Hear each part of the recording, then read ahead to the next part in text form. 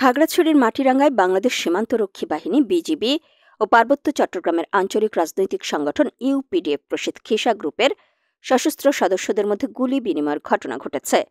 তবে এতে কেউ হতাহত হয়নি।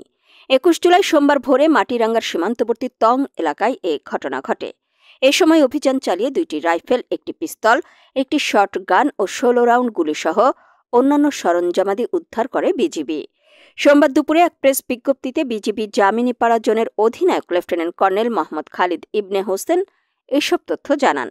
প্রেস বিজ্ঞপ্তিতে বলা হয়, মাটিরাঙ্গার সীমান্তবর্তী পুংপাড়া ইউনিয়নের তংপাড়া এলাকায় জামিনীপাড়া জোনের আওতাধীন বিজিবির একটি টহল দলের সঙ্গে ইউপিডিএফ মূল সংগঠনের গোলাগুলির ঘটনা ঘটে। এক পর্যায়ে সন্ত্রাসীরা পালিয়ে যায়। এ সময় ঘটনাস্থলের আশেপাশে অভিযান চালায় বিজিবি। ঘটনাস্থল থেকে রাইফেল, পিস্তল, শটগান, গুলিসহ ইউপিডিএফের ফেলে যাওয়া বিভিন্ন সরঞ্জামাদি জব্দ করা হয়।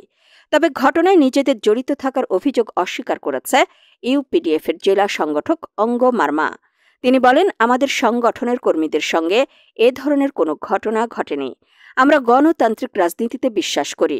আমাদের সংগঠন পার্বত্য চট্টগ্রামের প্রতিনিধিত্বকারী সংগঠন, তাই আমাদের ওপর মিথ্যা অপবাদ দেওয়া হচ্ছে।